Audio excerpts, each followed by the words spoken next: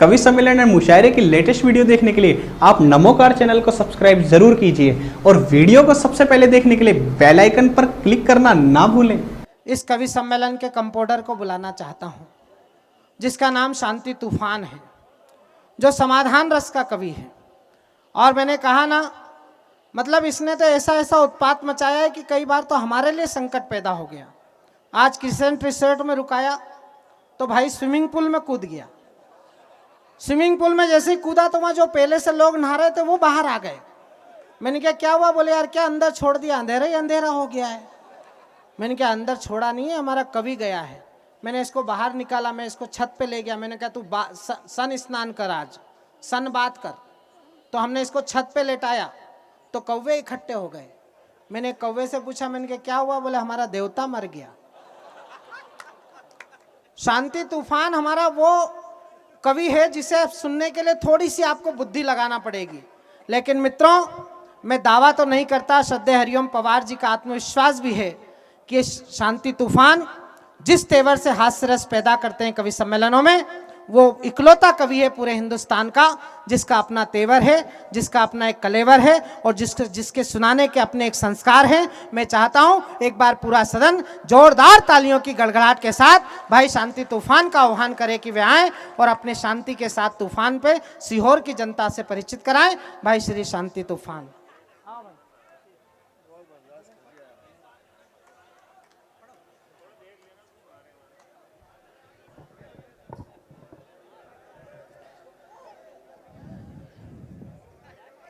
आप सबको प्रणाम करता हूं। अगर आप कुएं में से बाहर आ गए हो तो थोड़ी देर मेरी तरफ भी ध्यान लगा लेना। कुआं मेरे पास में ही है, कोई टेंशन पालने की ज़रूरत नहीं है। भुवन जी के बैठने के बाद कई लोग उठ के निकले। आधी रात को अगर आप श्रृंगार की बातें करोगे तो उसका प्रभाव तो ऐसे ही होगा। लेकिन इससे क्या है, देश में संकट पैदा होते हैं। अब लोग घर जाएंगे और श्रृंगार पर अमल करेंगे तो जो कमल बाद में खिलेंगे, टेंशन वहां जाके होती है। आधी रात को ऐसा काम नहीं करने चाहिए। मेरा कहना है कि टाइम पे काम करो, ढंग के काम करो, और जो काम जिस टाइम पे करना हो उसी टाइम पे करो। वरना क्या मतलब है, सारे कुएं में चले गए। आजा वो उसको बिठाओ, बिठा देना, इसको ही बंद कर दे। मैं तो ये कह रहा हूँ भैया बैठ जाओ ना, ये कैमरे वाले क्यों खड़े होते हैं? अरे ये ढंग का काम तो है कि इस कैमरे को ही बंद कर दे, ये माथा फोड़ी खत्म हो जाएगी। फोकड़ी काय की टेंशन यार। और तू, मैं जब बैठ जाऊं तब सबका ले लेना आराम से, मेरा लेने की जरूरत ही नहीं है। क्योंकि मेरी जितनी तारीफ शशिकांत ने की आज की रात, मेरा मन बहुत प्रसन्न हुआ। इतनी तारीफ इसने किसी दूसरे की नहीं की। और मेरे लिए कहा कि ये ऐसा है, ऐसा रंग है, ऐसा है। अब मेरे अभी तक समझ में नहीं आ रही मेरे रंग से इसके लेना देना क्या है। और अभी इन मूर्खों को ये पता नहीं है कि ये पक्का रंग है। ये जिस पे चढ़ जाता है ना, उतरता नहीं है वापस। इनको हल्का फुल्का रंग समझ रहा है, ये मामला खतरनाक है। अब इनको पता तो है नहीं, लेकिन फोकट की माथा फोड़ी किए जा रहे हैं। मैं आपको बताऊं, मैं जितना काम करूंगा सारे ढंग के काम करूंगा और किसी को कोई टेंशन देने का काम मैं करूंगा नहीं। सबसे पहले मैं ढंग का काम पहला कर रहा हूं। सुदेश भाई को उनके जन्म दिवस की बधाई दे रहा हूं। ये पहला ढंग का काम है, किसी कवि ने किया नहीं, मैंने किया। अब बाकी आने वाले भी करेंगे क्योंकि मैंने किया। और बहुत बढ़िया जन्म दिवस मना रहे हो आप। इस देश को सुदेश जैसे लोगों की सख्त जरूरत है। देश के कोने कोने में सुदेश हो जाएगा तो ये देश बहुत बढ़िया बन जाएगा, इसलिए कोई टेंशन वाली बात नहीं। हमारे बीच में अब तक जितने भी कवि आए, पढ़ा तो सबने अच्छा ही है, लेकिन किसी भी कवि ने अब तक यहाँ समझदारी की बात नहीं की।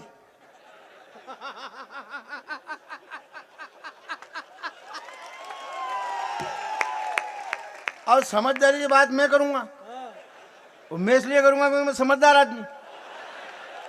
ये फोकट की माथा फोड़ी टेंशन लेने की जरूरत कहाँ है। मेरे भाई हाशिम फिरोजाबादी ने बहुत बढ़िया गीत सुनाए, मैं बहुत बधाई देता हूँ उनको। लेकिन उन्होंने कहा कि वो हिंदुस्तान चले जाएं, वो हिंदुस्तान छोड़ दें। अब ये पूरा समाधान नहीं है, आधा है, पूरा मैं बता रहा हूँ। वो हिंदुस्तान छोड़ेंगे और कहीं दूसरी जगह जाएंगे तो वहां संकट पैदा करेंगे। इसलिए अच्छा है कि हिंदुस्तान मत छोड़ो, आप ये दुनिया ही छोड़ दो, ताकि किसी को कोई टेंशन होगी नहीं। देश में पहले ही बहुत सारी टेंशन फंसी पड़ी है साहब, नोटबंदी वोटबंदी, बाबा बाबा सब आ गए यहाँ। और पता नहीं कभी लोग बाबाओं के पीछे पड़े हुए क्यों हैं, जबकि इन मूर्खों को ये पता नहीं है कि ये बाबा है ही नहीं। बाबा कौन होते हैं? जो बाबा होता है। अरे वाह, कमाल हो गया। जो बाबा होता है वो बाबा होता है। अब जो बाबा ही नहीं है वो काहे का बाबा? ये फोकट के माथा फोड़ी कर रहा, और बाबा ने ये कर दिया, और बाबा ने वो कर दिया। और मैं कह रहा हूं, अगर तुम्हारे को किसी प्रकार का कोई तनाव हो तो मैं तुम्हारा तनाव टेंशन अभी यहाँ दूर कर सकता हूँ। सब कह रहे हैं बाबा ने ये गलत काम कर दिया, बाबा ने वो गलत काम कर दिया। मैं कह रहा हूँ इन बाबाओं ने जो किया वो बढ़िया किया, अच्छा किया, और आप सबको भी उनके काम में सहयोग करना चाहिए, क्योंकि उन्होंने अच्छा किया। और अच्छा क्यों किया, मैं अब उसको अच्छा साबित कर रहा हूं कि उन्होंने अच्छा किया कैसे। अच्छा इसलिए किया, हमारे शास्त्रों में लिखा है, हमारे ग्रंथों में लिखा है, हमारे वेद कहते हैं, हमारा धर्म कहता है। क्या कहता है कि जब जब धरती पर पाप बढ़ेंगे तब तब ईश्वर अवतार लेंगे। तो इन बाबाओं ने सोचा कि ईश्वर तो अवतार ले नहीं रहा है, वाह, कमाल, वाह। मतलब जरूर धरती पे पाप कम पड़ रहे हैं। तो उन्होंने कहा क्या करें, बोले पाप बढ़ाओ, पाप बढ़ेंगे तब ईश्वर अवतार लेगा। तो उन्होंने तो ईश्वर अवतार ले इसके लिए सारी माथा फोड़ी की, वो ये भोगड़ में बाबाओं के पीछे पड़े हैं। अब समझ में आए तब है, लोगों को समझ में नहीं आती। लोगों की टेंशन ये इस देश में। अब ये अभी हमारे देश के एक बहुत बड़े नेता हैं, अभी तो चुनाव आयोग ने भी बहुत कमाल का एक आदेश जारी किया। गुजरात में चुनाव में भारतीय जनता पार्टी वाले पप्पू शब्द का इस्तेमाल नहीं करेंगे।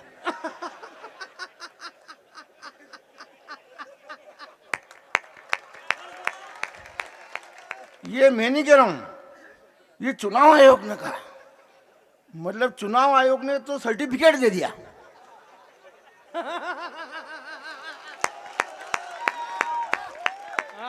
कि ये पप्पू ही है। चुनाव आयोग खुद कह रहा है, वो कांग्रेस वाले अकल के अंधे। अरे चुनाव आयोग के माथे पड़ो कि आप हमारे पप्पू को पप्पू नहीं कह सकते हो। वो तो खुला आम कह रहा है कि आप पप्पू नहीं कहोगे। नहीं कहोगे मतलब है तो है। और पप्पू ने क्या किया, अभी पिछले दिनों बहुत खतरनाक काम किया। वो अमेरिका गया और अमेरिका की एक यूनिवर्सिटी में कुछ छात्रों के सामने उसने भाषण दिया। और भाषण में क्या कहा, नोटबंदी से देश को क्या फायदा हुआ, मोदी जी बताएं। अब ये बात पूछने के लिए वो वहां गया।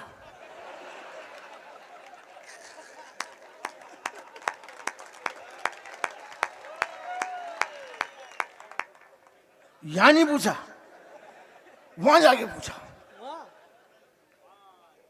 मैंने कहा यही पूछ लेता। मैंने कहा देख, मोदी जी के पास तो टाइम है ही नहीं, वो तो नहीं बताएंगे। तेरे को अगर कोई बात पूछनी है तो इस देश में शांति तूफान नाम का एक कवि है, उससे संपर्क करो, वो बताएगा। पूछो क्या पूछना है। बोले साहब 9829513696। मैंने कहा पूछो क्या पूछना है। बोले साहब नोटबंदी से देश को क्या फायदा हुआ ये बताओ। तो मैंने बताया, मैंने क्या बताया कि नोटबंदी से देश को ये फायदा हुआ कि तुम्हारा नुकसान हो गया।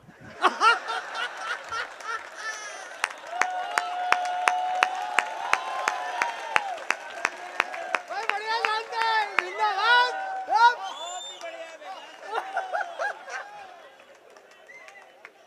अरे 70 साल से तुम्हारा फायदा ही हो रहा था, पहली बार नुकसान हुआ है। नुकसान हुआ तो परेशान तो होना ही है। और परेशान भी इतने हुए, क्या कहा, ये जो मोदी ने नोटबंदी की इसके कारण लोग लाइनों में खड़े होकर के मर गए। अब मेरे आज तक समझ में नहीं आई। मैं जब से पैदा हुआ तब से देख रहा हूँ, हमारे कई तीर्थों पे आप आ जाइए, राजस्थान में गरीब नवाज के मेले में आ जाओ, मैं बता दूंगा कितनी लंबी लंबी लाइनें लगती है। मैंने आज तक नहीं सुना कि लाइन में खड़ा होकर के कोई मर गया हो।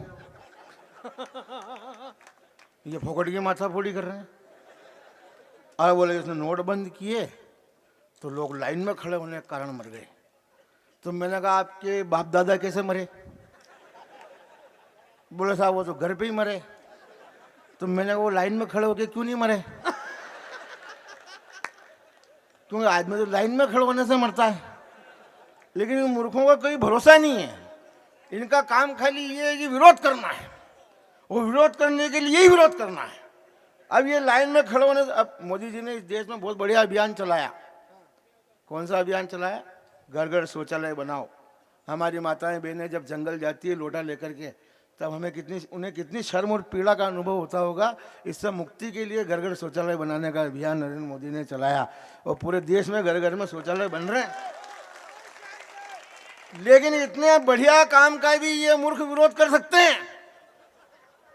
ये क्या कहेंगे, ये मोदी जी घर घर शौचालय बनवा रहे हैं।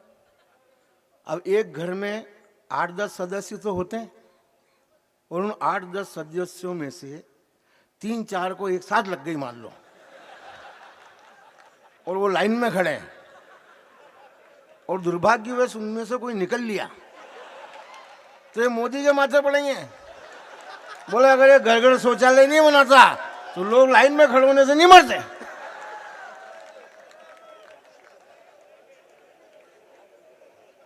इनको कोई गतागम तो पड़ी नहीं, कोई संपट इनको पड़ नहीं रहा।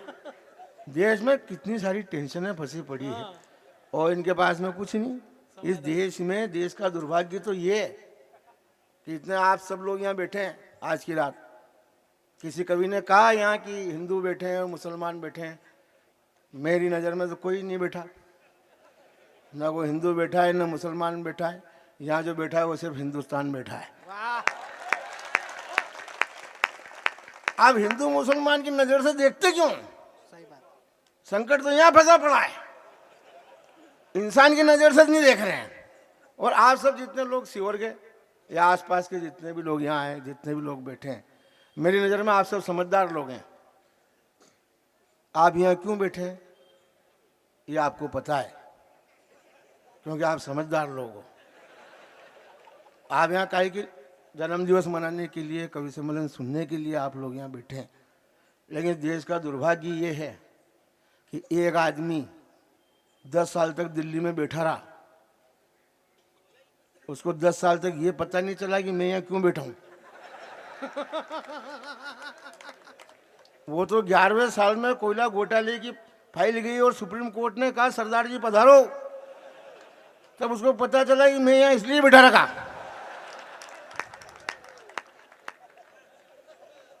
ये तो इस देश में तनाव है, ये टेंशनें चल रही। और हमारे देश में शशि भैया, हमारे देश में इसने कहा ये काला है, काला है, काला है। मैं कोई बचपन से ऐसा नहीं था। एक समय था जब मैं भुवन मोहिनी से ज्यादा गोरा हुआ करता था। सही कह रहा हूँ मैं भगवान की। मैं देश की टेंशन पाल पाल के काला पड़ गया। यार जिसको पालनी चाहिए वो पाल नहीं रहा है। मैं फोकट में पालता घूमता फिर रहा हूँ।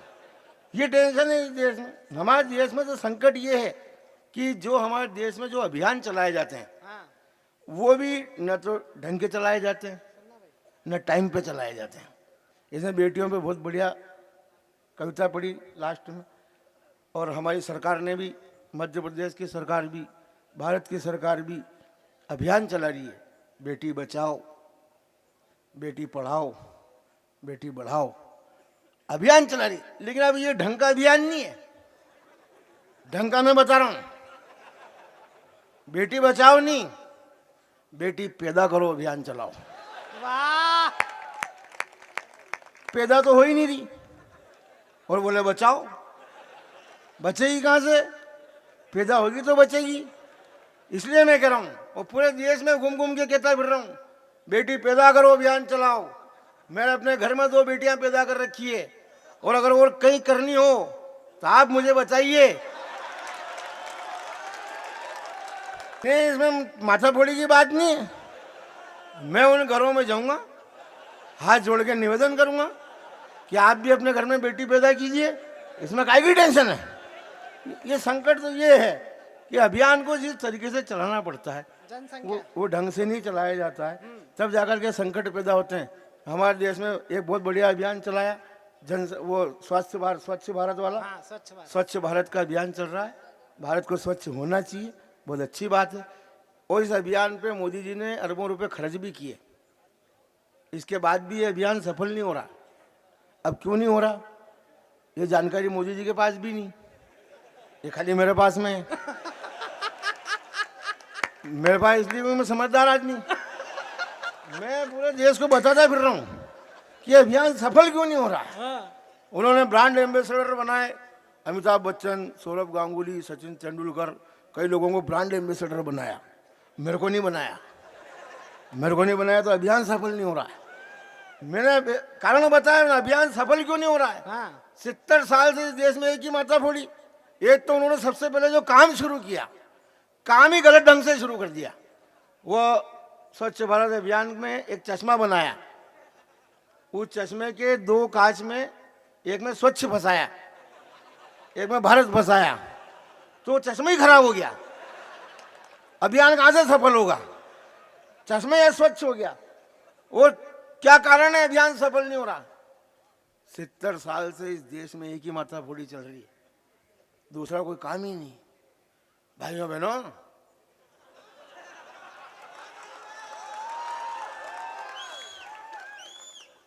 ये गांधी का देश है। भाइयों बहनों, ये गांधी का देश है। गांधी जी चाहते हैं कि देश स्वच्छ हो, क्योंकि ये गांधी का देश है। अब इन मूर्खों ने तो कह दिया। अब होता है क्या है कि आदमी सोचता है कि आज देश किसका है, और देश तो गांधी का है, फिर सफाई मैं काहे को करूं?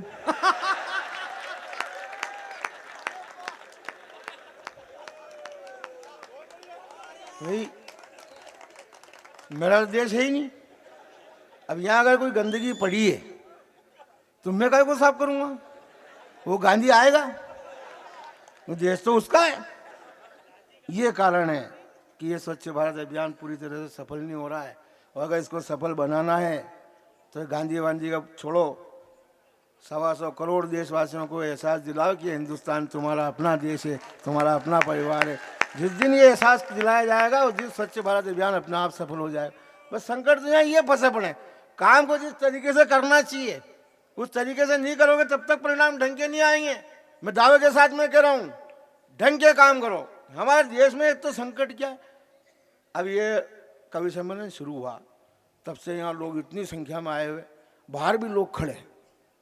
भुवन ने मेरे से कहा कि तूफान जी आज तो बहुत सारे लोग आ गए यहाँ। अब ये बहुत सारे लोग क्यों आ गए, ये जानकारी इनके पास है ही नहीं, ये मेरे पास है। और मेरे पास इसलिए आप तक पहुंचा रहा हूँ। इतने सारे लोग क्यों आ गए? इतने सारे लोग यहाँ इसलिए आ गए क्योंकि इतने सारे लोग इस इलाके में पैदा हुए।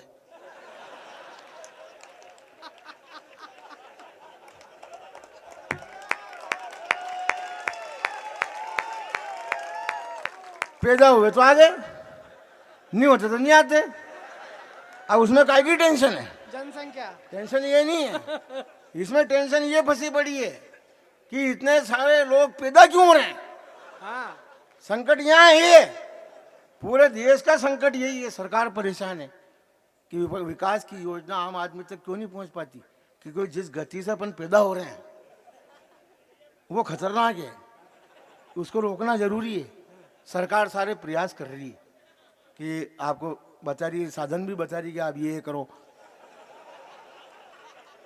नारे भी लगा रही है सरकार, पहला बच्चा अभी नहीं, दूसरा बच्चा कब पहला पढ़ने जाए तब, सारे काम सरकार कर रही।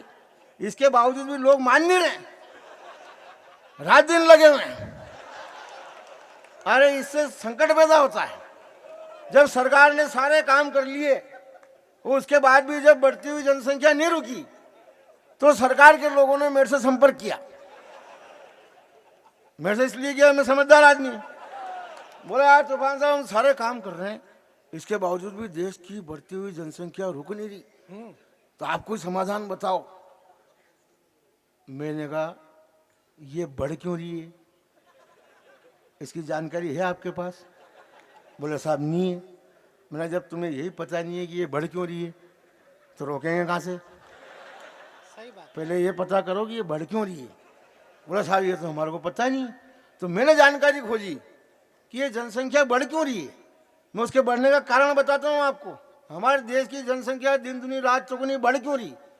हमारे देश की जनसंख्या इसलिए बढ़ रही, हमारे देश के जितने साधु महात्मा, संत, मौलाना, पीर, फकीर, वो अपने प्रवचनों में एक बात रोज कहते हैं, और हमारे देश के कवि और शायर भी हैं कई जो अपनी कविता में, शायरी में एक बात रोज कहते हैं। क्या कहते हैं ये? कि माँ बाप जो होते हैं वो भगवान से भी बड़े होते हैं। माँ बाप का दर्जा भगवान से भी बड़ा होता है।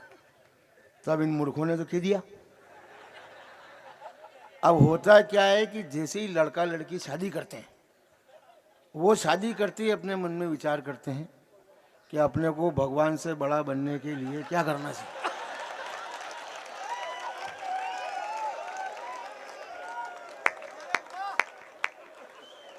तो उनके मन में विचार आता है कि यार ये माँ बाप जो होते हैं भगवान से भी बड़े। ये भगवान से बड़े होते हैं। हाँ, तो अगर अपने को भगवान से बड़े बनना है तो माँ बाप तो बनना पड़ेगा, क्योंकि माँ बाप भगवान से बड़े तो तुरंत प्रभाव से काम पे लग जाते हैं। बोले यार माँ बाप तो बनो। एक तो ये टेंशन, दूसरी टेंशन एक माता फोड़ी और है इसमें। हाँ, इन महान लोगों ने ये भी कहा कि बच्चे जो होते हैं वो भगवान का रूप होते हैं। अब टू इन वन आनंद, एक साथ भगवान पैदा करने का सुख और भगवान से बड़े बनने का सुख। अब दो दो आनंद जहाँ एक साथ आए वहां कौन चुके? तो सारे लगे हुए हैं। और हमारे बीच में मेरे प्रिय भाई हाशिम फिरोजाबादी बैठे हैं, यहाँ भी कई मेरे मित्र बैठे हैं। आपके समाज में ऐसा कहा जाता है कि बच्चे जो होते हैं वो खुदा की देन होते हैं। अब वो खुदा की देन होते हैं तो ये भी दनादन दिए ही जा रहे हैं, कोई रोकने का नाम मिल रहा है। अरे बोले देव ये तो खुदा की देन है, ये माता फोड़ी है। इस वजह से देश की जनसंख्या बढ़ रही है, और कोई कारण नहीं है, बस यही काम है। और मैं कह रहा हूँ, सबको कह रहा हूँ कि ये अगर जनसंख्या बढ़ती हुई रोकनी है हाँ, तो ये माँ बाप की तुलना किसी के भी साथ करनी बंद करो। कोई भगवान नहीं होते हैं, माँ बाप सिर्फ माँ बाप होते हैं, और बच्चे भी कोई खुदा की देन नहीं होते हैं, ये खुद की देन होते हैं। आप सीओर के ब्रांड एम्बेसडर सीओ विधानसभा। नहीं, अब उसमें होता है कि काम अपन करें, इल्जाम दूसरे के माथे ठोक देते, ये अच्छी बात। ये टेंशन है और कोई टेंशन नहीं है भाई साहब। इस वजह से देश की जनसंख्या बढ़ रही है। मैं कह रहा हूँ माँ बाप की तुलना किसी के भी साथ करनी बंद करो। माँ बाप केवल माँ बाप होते हैं और सृष्टि में माँ बाप की तुलना किसी के साथ संभव ही नहीं है। मैं बता रहा हूँ आपको, सृष्टि में संभव नहीं।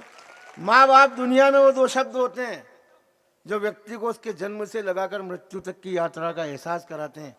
व्यक्ति जब माँ बोलता है तो उसका मुंह खुलता है, ये उसके जन्म की यात्रा की शुरुआत होती है। और व्यक्ति जब बाप बोलता है तो उसका मुंह बंद हो जाता है, ये उसकी मृत्यु की यात्रा की शुरुआत होती है। जो जन्म और यात्रा की शुरुआत उसको अपन अरे अरे अरे अरे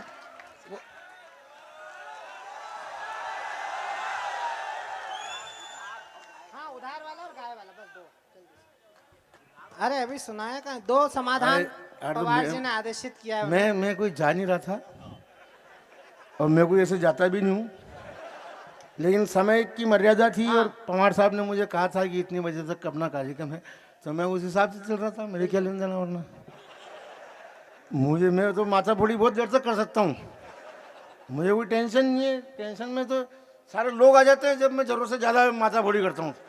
और मैं किसी को तनाव देना नहीं चाहता, मैं सबको टेंशन फ्री रखना चाहता हूँ। टेंशन तो हालांकि कवि सम्मेलन की शुरुआत हुई ना, तब से ही शुरू हो गई थी। शुरुआत शशिकांत जी ने बहुत बढ़िया परिचय कराया सबका, वहाँ से बताता हूँ। बहुत बढ़िया परिचय कराया इन्होंने, और कितना बढ़िया परिचय कराया। ये इधर कोने पे शांति तूफान बैठाए और जो भी कहा, ये निम्बाड़ा की धरती से आपके बीच में आया है हास्य रंग का ऐसा कवि। ये हमारे बीच में भुवन मोहिनी इंदौर से आई, ये श्रृंगार की बहुत बढ़िया कवि थे, इंदौर की धरती से हमारे बीच में आई। ये सुदीप भोला जबलपुर संस्कार धानी की धरती से हमारे बीच में आए। ये हरिओम पवार जी आदरणीय मेरठ की धरती से हमारे बीच में आए। और ये सुरेश अलबेला ये कोटा की धरती से हमारे बीच में, ये अर्जुन अल्लड़ चेचट की धरती से, और हाशिम फिरोजाबादी फिरोजाबाद की धरती से, और ये सभा बलरामपुर की धरती से हमारे बीच में आए। ये इतना परिचय कराया। अब मेरा अभी तक ये बात समझ में नहीं आई कि जब धरती एक ही है,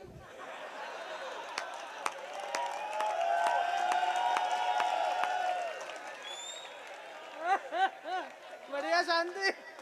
अब उसमें यार बात धरती में धरती बसाने की क्या जरूरत है?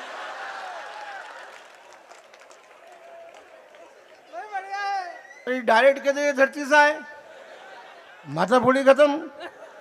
ये यहाँ की धरती और वहाँ की धरती, ये टेंशन है देश में। धरती तो सारी एक है, धरती के सारे लोग एक हो जाएं तब धरती स्वर्ग बनेगी।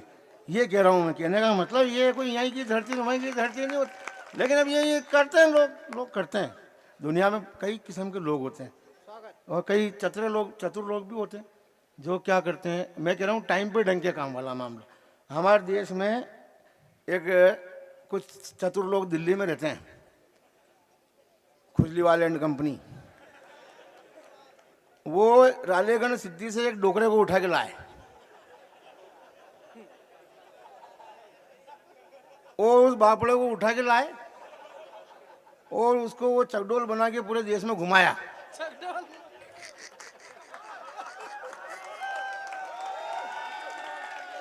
और क्या कहा, ये आ गया नया गांधी, ये आ गया नया गांधी। और वो भी चाले लग गया।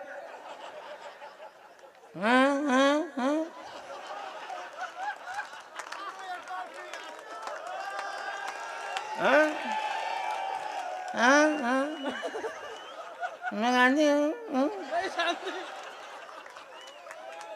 अब वो डोकरे को संपत्ति नहीं पड़ी, इन मूर्खों ने डोकरे को पागल कर दिया।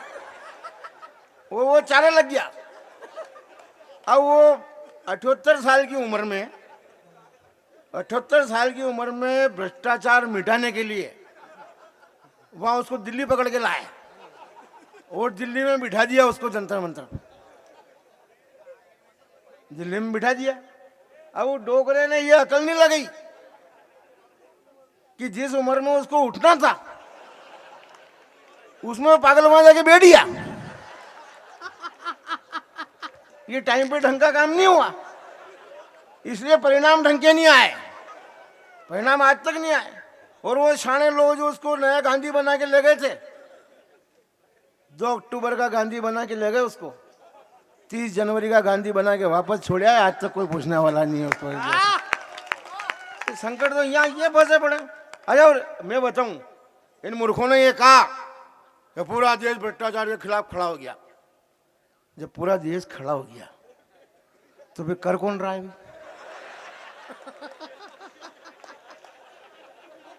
जब पूरा देश तो खड़ा हो गया ना, फिर कर कौन रहा है? बेवकूफ बना है। और मैं कह रहा हूं, काम करने के तरीके सुधारो, तब परिणाम आएंगे। काम करने के ढंग बदलो। हमारे देश के लोगों के माजने खराब है। हमारे देश के लोगों को जो काम करने की कहो वो नहीं करते हैं, और जो काम नहीं करने की कहो वो करते हैं। मैंने देखा है कई जगह दीवारों पे लिखा रहता है कि यहाँ खड़े होकर ये काम करना मना है। तो भगवान की सौगंध 5-50 आदमी वही खड़े करके उतर, वो करके देखना चाहते हैं कि यहाँ करना क्यों मना है। जिस काम के लिए मना करो वो पहले करते हैं। आप किसी गली के नुक्कड़ पर लिखवा दो कि इस गली में घुसना मना है, भगवान की सौगंध आदमी उसमें घुसेगा। वो घुस के देखना चाहता है कि इसमें घुसना क्यों मना है। इसलिए कह रहा हूं ना, काम करना है ढंग से करो, तरीके से करो, तरीके बदलो। तरीके बदलोगे तो परिणाम आएंगे। और भ्रष्टाचार भगाना है, भ्रष्टाचार भगाना है, नहीं भगाना, भ्रष्टाचार लाना है। किसी को मना ही मत करो कि तू भ्रष्टाचार मत कर, वो करेगा। आप उसको कहो तू भ्रष्टाचार कर, वो कहेगा मैं नहीं कर रहा।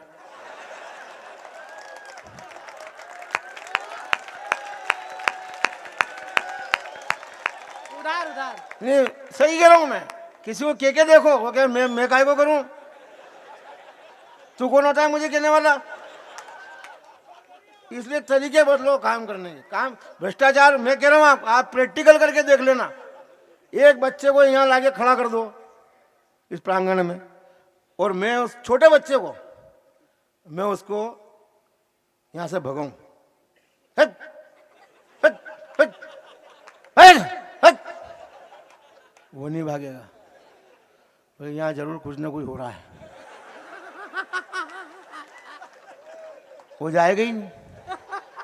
और अगर मुझे उसको भगाना है और मैं तरीका बदल दूं, मैं उसको पुचकार के बुलाऊं, आजा बेटा, ऊपर आजा बेटा, ऊपर आजा, तो चुपचाप पलटी खा के जो निकलेगा,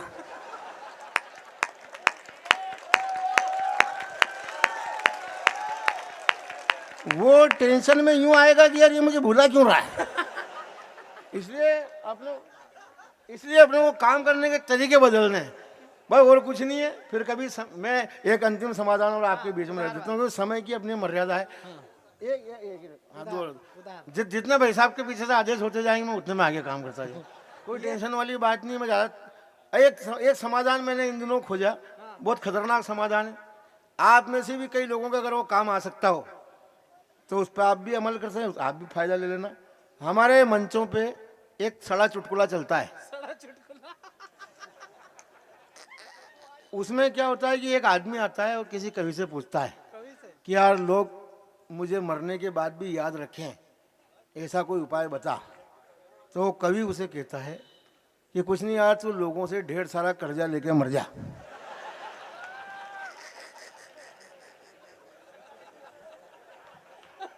ये उस कवि ने कहा, मैंने नहीं कहा। मैं तो समझदार आदमी, मैं मरने की राय देता ही नहीं, मैं तो जीने की राय देता हूँ। मैंने कहा तू लोगों से ढेर सारा नहीं है, अपन तो कर ही रहे हैं, और अपन ने सारे समाधान खोजे गए देश के। कोई टेंशन नहीं, पाकिस्तान ये तो कोई टेंशन है ही नहीं, और इनकी मैं माथा बोली करता भी नहीं। पाकिस्तान कोई समस्या है मैं तो मानता ही नहीं, और हमारे कई कवि मानते हैं, मैं तो मानता ही नहीं। कवि मानते हैं पाकिस्तान को समस्या, और उन कवियों का काम ही क्या है, वो यहाँ माइक पे आए और यहाँ आके सीधे पाकिस्तान में घुसेंगे। अब उनको करना तो कुछ है ही नहीं, और ये उनके हाथ में एक तिरंगा, एक तिरंगा लाहौर में गाड़ देंगे। अच्छा, उनको इस काम के लिए वहां जाने की जरूरत नहीं है, वो यहाँ खड़े खड़े, और लाहौर कहाँ है, ये यहाँ।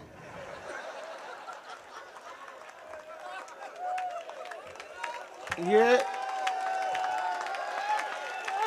ये तो हो गया लाहौर, ये तिरंगा कराची पे लहरा देंगे। अब ये तो लाहौर, ये कराची, ये तिरंगा इस्लामाबाद पे लहरा देंगे।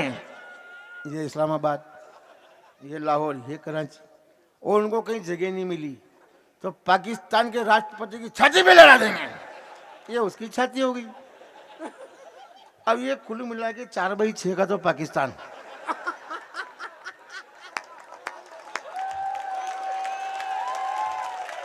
शांति तेरा जवाब नहीं मेरी जान। और यार फोकट की टेंशन पड़ रहा है, काय के तनाव है। पाकिस्तान से तो क्या, दुनिया के किसी देश से हिंदुस्तान को कोई खतरा नहीं है। इसलिए नहीं है क्योंकि हमारे जवान वहाँ खड़े होकर के अपना काम कर रहे हैं और आतंकवाद सारी समस्याओं के समाधान हो रहे हैं इन दिनों। आतंकवादी तो खुद दुखी हो गए, आतंकवादी। वो पाकिस्तान में 2 आतंकवादी बैठे बैठे बात कर रहे हैं, बोले यार जब से दाढ़ी वाला आया घुसने नहीं देता है, और घुसने जाओ तो इसके सैनिक बहुत खतरनाक, स्पष्ट ऑर्डर दे रखे कि फाइल वहीं सलटा दो, आगे नहीं आने चाहिए। और हमारे सैनिकों पे हमें फक्र होता है जो अपनी जान की बाजी लगा देते हैं, लेकिन एक भी आतंकवादी को देश के भीतर घुसने नहीं देते। भाई साहब, हिंदुस्तान की सबसे बड़ी उपलब्धि बताता हूँ।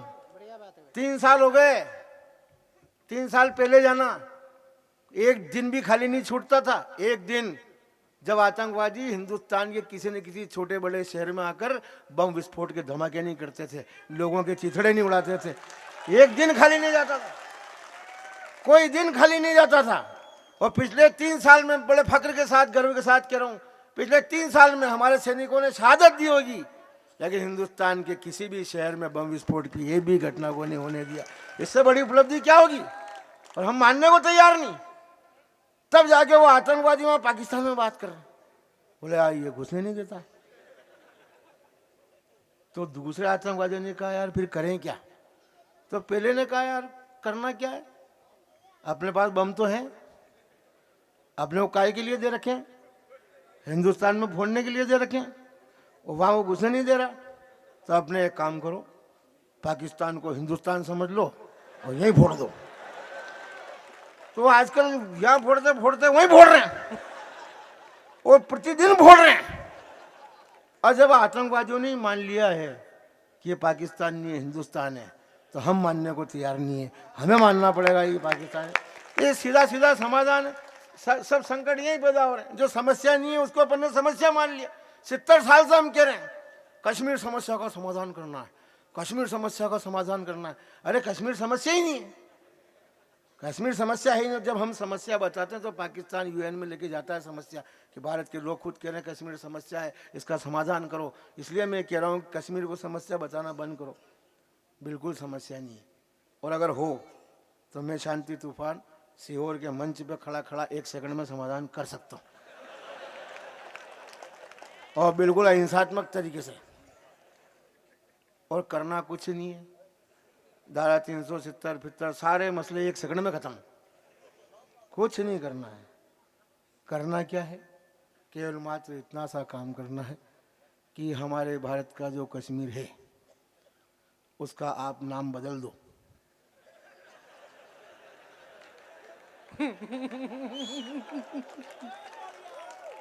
उसका कोई दूसरा नाम रख दो, सीहोर रख दो,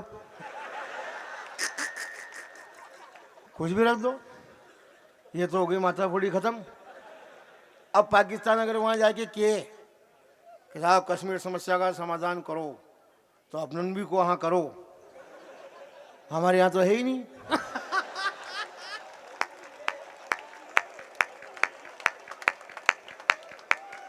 ये रहा पाकिस्तान में, ये रही है।